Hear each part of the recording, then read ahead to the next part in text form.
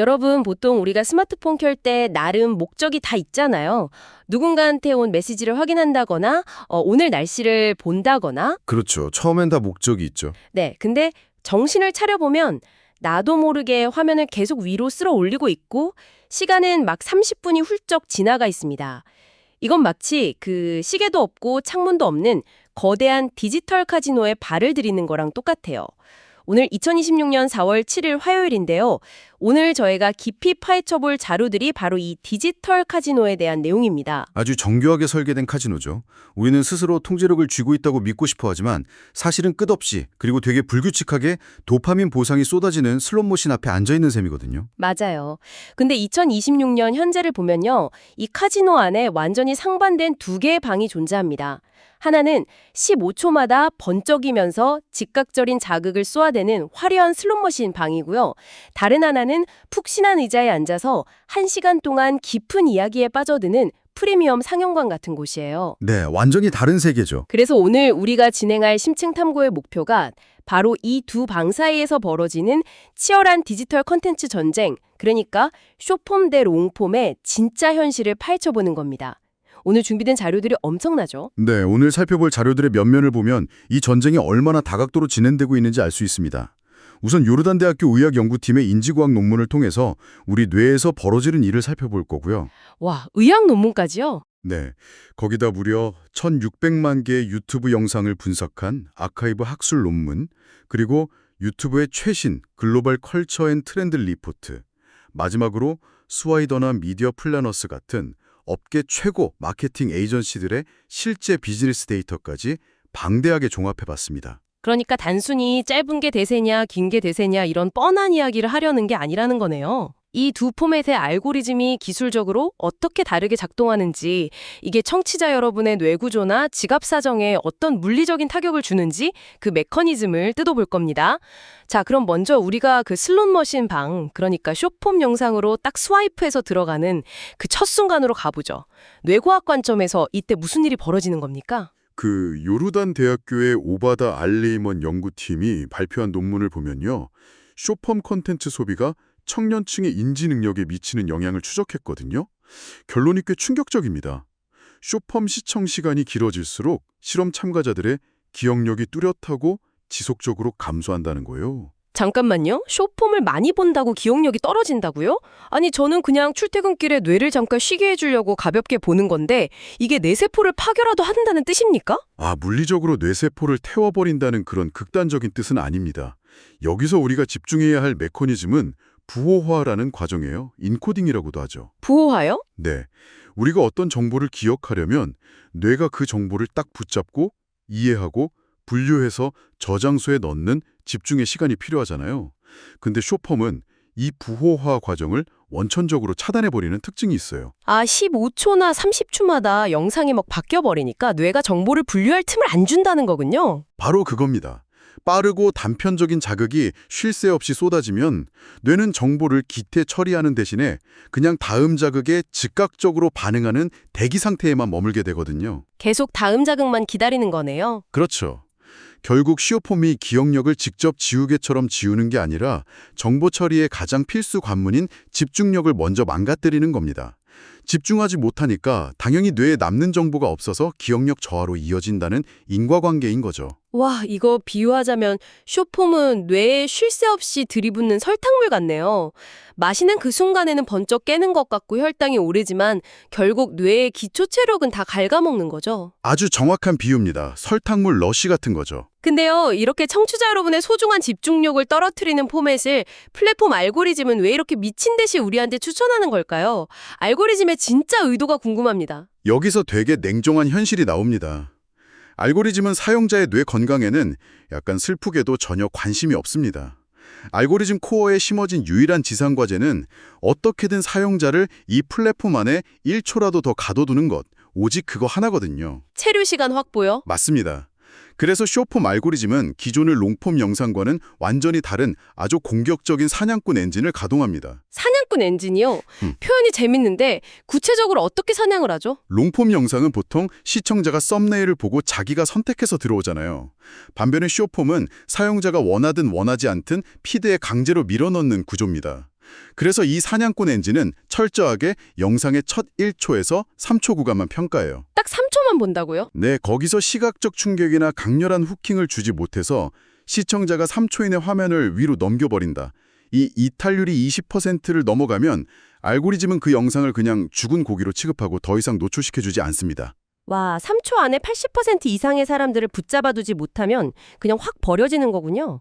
엄청 잔인하네요. 그렇죠. 그리고 거기서 살아남은 소수의 영상들은 반복 재생률을 극대화해서 나를 전혀 모르는 콜드 오디언스들의 피드에 아주 무자비하게 뿌려집니다. 플랫폼 입장에서는 사용자가 아무 생각 없이 스와이프를 반복하게 만드는 이 사냥꾼 엔진이 체류 시간을 늘리는 최고의 효자니까요. 자, 그럼 여기서 제가 상식적인 반론을 하나 제기해 볼게요. 쇼폼이 이렇게 뇌에 도파민을 직접 꽂아주고 알고리즘마저 막 사냥꾼처럼 무자비하게 밀어주는 생태계라면 논리적으로 봤을 때 길고 지루한 롱폼 컨텐츠는 2026년인 지금쯤 완전히 멸종했어야 맞는 것 아닙니까? 솔직히 제 출퇴근길 지하철만 봐도 10명 중 9명은 쇼폼만 넘기고 있거든요. 일상적인 관찰로는 그렇게 보일 수밖에 없죠. 하지만 2025년 유튜브 글로벌 컬처 앤 트렌드 리포트의 실제 데이터를 열어보면요. 현실은 정확히 그 반대 현상을 보여줍니다. 반대 현상이요? 오히려 롱폼이 살아난다는 건가요? 네, 극단적인 짧은 영상의 시대에 오히려 엄청나게 긴 장편 컨텐츠가 폭발적으로 부활하는 양극화 현상이 뚜렷하게 나타나고 있습니다. 하긴 저도 그 리포트 읽고 제 눈을 약간 의심했어요. 경제 문제 해설하는 게리 스티븐슨 같은 사람 영상을 보면요.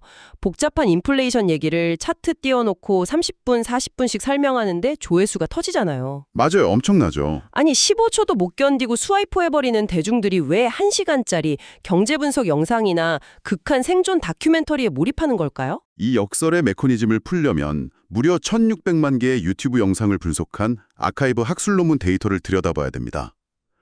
이 연구진이 7만 개가 넘는 채널을 분석했는데요. 일단 겉으로 보이는 평균 조회수를 보면 동일한 채널 안에서 숏폼 영상이 롱폼보다 무려 110배 더 높은 조회수를 기록했습니다. 거 봐요. 110배면 이거 이미 숏폼이 압도적으로 이긴 거잖아요. 바로 그게 통계가 만드는 착시 현상입니다. 평균이 아니라 데이터를 한 줄로 쫙 세워놓고 정중앙에 있는 값을 보는 중앙값을 기준으로 보면 이야기가 완전히 뒤집히거든요. 아, 평균이랑 중앙값의 차이요? 구체적으로 숫자가 어떻게 다른데요? 10분에서 30분 사이 길이를 가진 롱폼 영상의 중앙값은 5,800회였습니다. 반면에 숏폼의 중앙값은 1,986회에 불과했어요. 잠깐만요. 평균은 숏폼이 110배나 높은데 중앙값은 오히려 롱폼이 3배 가까이 더 높다고요? 네, 그게 핵심이죠. 아, 이해했습니다. 그러니까 소수의 몇몇 숏폼 영상이 알고리즘을 타고 수천만 수억 뷰짜리 초대박이 나서 전체 평균을 엄청나게 왜곡시켜버린 거군요. 하지만 실질적인 중간 계층, 그러니까 대다수 영상의 안정적인 성과를 보면 롱폼이 훨씬 튼튼하다는 거네요. 정확한 분석입니다. 특히 정치, 교육, 예술 같은 특정 카테고리로 좁혀보면 롱폼이 숏폼 트래픽을 아예 압도합니다. 이거 재밌네요. 비유를 해보자면 숏폼은 언제 터질지 아니면 완전 휴지 조각이 될지 모르는 변동성 심한 복권 같은 거고 10번 이상의 롱폼 콘텐츠는 당장 큰 수익은 안 나도 장기적으로 꾸준히 우상향하는 우량주 인덱스 펀드에 같군요. 맞습니다. 아주 훌륭한 비유네요. 그런데 여기서 중요한 질문이 생깁니다. 대중들이 왜 다시 이 길고 무거운 우량주로 눈을 돌리고 있을까요? 글쎄요, 피로감 때문일까요? 그것도 있지만 이 기저에는 AI 시대에 새롭게 부상하는 강력한 심리적 요인, 바로 노력 프리미엄이라는 게 작동하고 있습니다. 노력 프리미엄이요? 그게 뭔가요? 생각해보세요. 이제 생성형 AI 도구들을 쓰면 기획부터 편집, 나레이션까지 완벽하게 세팅된 화려한 숏폼 영상을 진짜 단 몇 분 만에 수십 개씩 찍어낼 수 있거든요. 네, 요즘 AI 기술이 진짜 무섭긴 하죠. 그러니까 디지털 공간에서 짧고 자극적인 컨텐츠의 공급이 거의 무한대가 되어버린 거예요.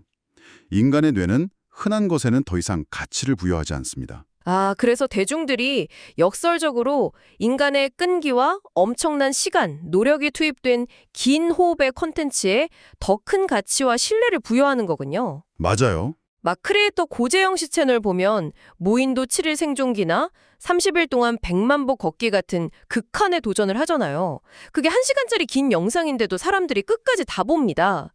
AI가 아무리 발전해도 그 진짜 사람이 고생하면서 흘리는 땀방울을 만들어낼 수 없으니까요. 완벽한 예시나요? 청취자 여러분도 무의식 중에 스크롤을 딱 멈추고 롱폼을 볼 때는 그런 진짜 사람의 냄새와 크리에이터의 깊은 노력에 신뢰라는 보상을 지급하고 계셨을 겁니다. 좋아요. 대중이 롱폼의 그 노력에 신뢰를 보낸다는 건 인지적으로 충분히 이해가 됩니다.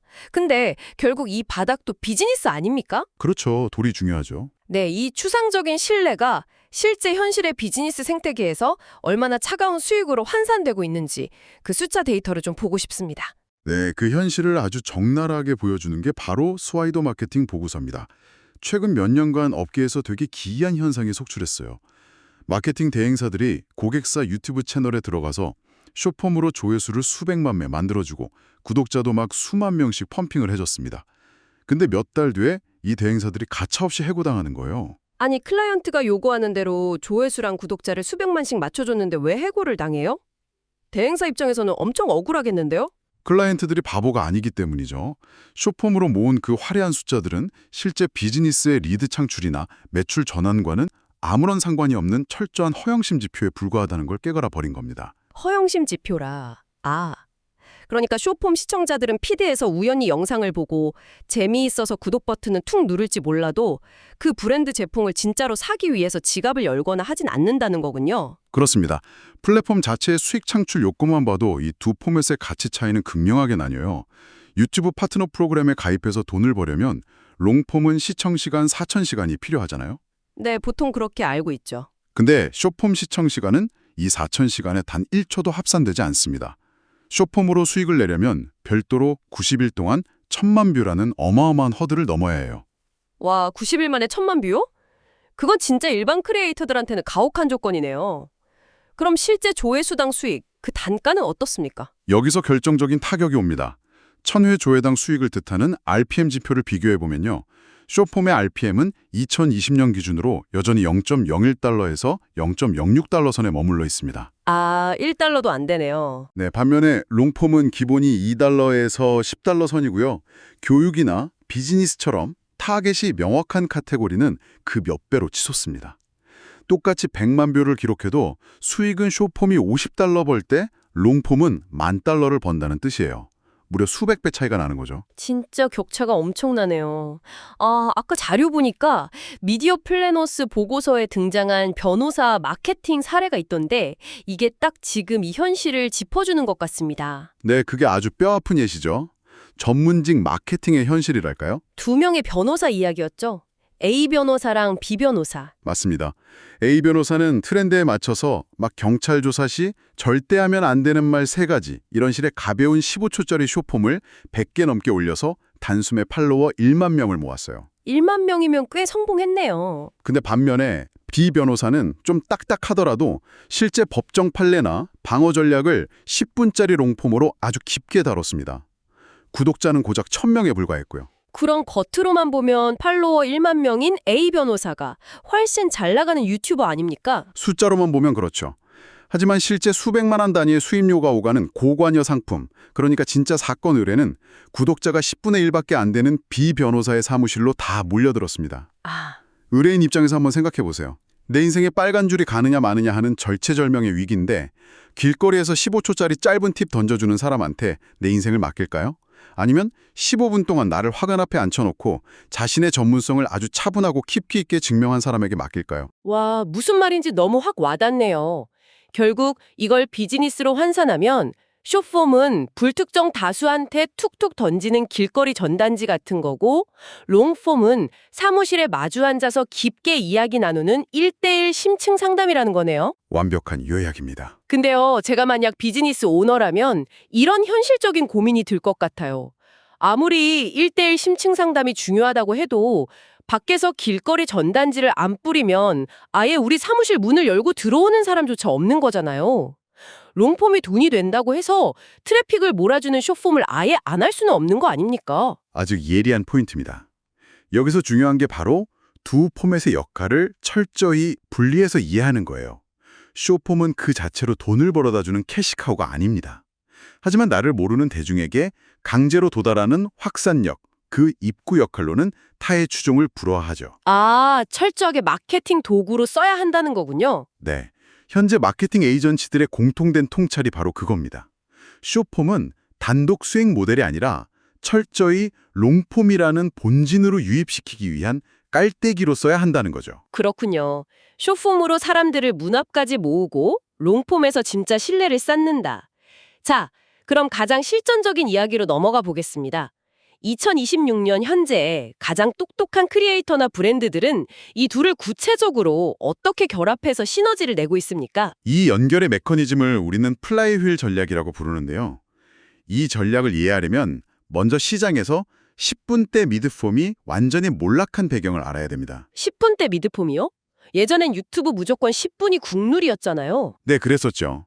그런데 유튜브가 중간 광고가 붙는 기준을 8분 이상 영상으로 못 받고 알고리즘이 총 체류 시간에 엄청난 가중치를 부여하기 시작했어요. 아, 길게 볼수록 유리해진 거군요. 맞아요. 그러자 상위 크리에이터들은 어정쩡한 10분짜리를 다 버리고 아예 20분에서 50분이 넘어가는 다큐멘터리급 롱폼으로 완전히 넘어갔습니다. 1000명을 8분 동안 붙잡는 영상 하나가 5만 뷰짜리 30초 숏폼 수십 개를 알고리즘 점수에서 그냥 압살해버리니까요. 와, 애매하게 갈 바엔 확실하게 길게 가서 농부처럼 시청 시간이 길어 올린다는 거군요. 그럼 이 무거운 롱폼을 가지고 어떻게 플라이휠을 돌리는 겁니까? 작업의 순서가 핵심입니다. 먼저 채널의 뼈대가 되는 30분짜리 밀도 높은 롱폼 컨텐츠, 그러니까 농부의 영역을 공들여 만듭니다. 네, 본진을 만드는 거죠. 그리고 이 영상 안에서 시각적으로 가장 타격감이 좋거나 임팩트 있는 구간을 잘라내서 5개에서 10개의 숏폼, 즉 사냥꾼의 영역으로 추출해내는 겁니다. 긴 원본 하나에서 파편들을 여러 개 만들어서 피드에 뿌린다는 거네요. 그 다음은요? 여기서 시청자 이탈을 막는 핵심 기술이 들어가는데요. 추출한 숏폼의 마지막 끝부분에 반드시 자세한 설명은 채널에 있습니다. 같은 명확한 콜투 액션을 넣는 겁니다. 그리고 유튜브에 관련 동영상 링크 기능을 달아서 시청자가 화면을 한 번만 터치해도 바로 원본 롱폼으로 넘어가게 가둬두는 거죠. 아, 단순히 호기심만 딱 자극하고 끝내는 게 아니라 문을 열고 들어올 수밖에 없는 다리를 놔주는 거네요. 근데 이게 실제로 효과가 있나요? 사람들이 진짜 귀찮게 클릭해서 롱폼까지 넘어갈까요? 구글 데이터를 보면 그 효과가 확실히 증명됩니다. 현재 Z세대의 무려 59%가 숏폼 시청 후에 관련 주제의 롱폼을 이어서 시청한다고 응답했거든요. 59%요? 절반이 넘네요. 네, 젊은 세대에게는 이 플라이휠이 아예 기본적인 컨텐츠 소비 문법으로 자리 잡은 겁니다. 아, 듣고 보니까 국내 브랜드들도 이걸 진짜 영리하게 잘 쓰고 있더라고요. 아모레퍼시픽 같은 경우 보면 숏폼에는 메이크업 안 뜨게 하는 꿀팁 같이 시각적인 것만 짧게 올려서 유입을 시켜요. 그러고 나서 롱폼에서는 자기들 스킨케어 기술력을 엄청 진지하게 설득하거든요. 맞아요. 29cm도 비슷한 전략을 씁니다. 숏폼에서는 구체적 정보 없이 약간 감성적인 무드만 노출시켜서 호기심을 끌어내고요. 매거진 형태의 롱폼에서는 그 브랜드를 만든 철학을 아주 깊게 전달하죠. 그러니까 숏폼에서 이 브랜드 분위기 미쳤다 하고 들어온 고객이 롱폼 영상을 10분 넘게 보고 나서는 이 브랜드 철학이 진짜 나랑 맞네? 하면서 완전 팬이 되어버리는 거군요. 바로 그겁니다. 그래서 이 대목에서 청취자 여러분께 아주 중요한 질문 하나가 떠오릅니다. 어떤 질문이죠? 여러분이 비즈니스를 하시든 크리에이터를 하시든 지금 여러분은 대중의 피드에서 그저 숫자로만 찍히는 노출수에 만족하고 계십니까? 아니면 그들의 기억 속에 그리고 마음 속에 깊이 머물고 계십니까? 와, 뼈들 때리네요. 자, 정리해보겠습니다. 숏폼이라는 사냥꾼으로 사람들을 내 집 문 앞까지 데려오고 롱폼이라는 거실 의자에 푹 앉혀서 진짜 끈끈한 관계를 맺으라는 거군요. 이 두 엔진이 유기적으로 딱 연결될 때 비로소 노출과 수익이 가속곡선을 그린다는 점. 이게 오늘 플라이휠 전략의 핵심인 것 같습니다. 네, 맞습니다. 숏폼의 한계와 롱폼의 장점을 철저히 분리해서 시너지를 내야만 하죠. 자, 벌써 마무리할 시간이 다 되어 가는데요. 오늘 우리는 숏폼이 우리 뇌에 미치는 인지적 위험성과 사냥꾼 같은 알고리즘의 차이를 짚어봤습니다. 또 허용심 지표를 걷어냈을 때 드러나는 롱폼의 그 압도적인 비즈니스 수익, RPM 차이도 확인했고요. 네, 데이터가 확실히 증명하고 있었죠. 마지막으로 이 둘을 결합한 강력한 플라이휠 전략까지 오늘 진짜 방대한 자료들을 깊이 있게 다뤄봤습니다. 청취자 여러분, 오늘 저희가 전해드린 이 인사이트들이 이 정보의 홍수 속에서 여러분이 중심을 잡고 컨텐츠로 활용하는 데 큰 도움이 되길 바랍니다. 분명히 실전에서도 훌륭한 나침반이 될 겁니다. 자, 그래서 여러분, 오늘 밤에 스마트폰 꺼내서 무한 스크롤하시기 전에 마지막으로 이거 하나만 딱 생각해 보셨으면 좋겠어요. 어떤 부분일까요? 이제 AI 기술이 워낙 발전해서 누구든 진짜 단 몇 초 만에 엄청 자극적이고 완벽한 쇼폼 영상을 수천 개씩 막 찍어낼 수 있는 세상이 오고 있잖아요. 그렇죠. 인간의 손을 거의 안 거쳐도 되니까요. 그렇다면 머지않은 미래에는 누군가가 진짜 긴 시간을 들여서 치열하게 고민하고 땀 흘려 만든 그 롱폼의 길이, 그리고 어찌 보면 약간 서투르더라도 진정성 있는 그 인간의 노력 자체가 우리가 디지털 시대에 소비할 수 있는 가장 비싸고 희귀한 럭셔리? 즉 명품이 되지 않을까요? 와, 서투른 인간의 노력 자체가 명품이 된다. 정말 소름 돋는 통찰이네요. 오늘 이 심층 탐구 자료들이 여러분께 가치 있는 질문을 던졌기를 바랍니다. 당신은 내일 아침 카지노의 시끄러운 슬롯머신 앞에 앉으시겠습니까? 아니면 누군가의 땀이 밴 프리미엄 상영관을 선택하시겠습니까? 오늘 저희 심층 탐구의 끝까지 함께해 주셔서 진심으로 감사합니다.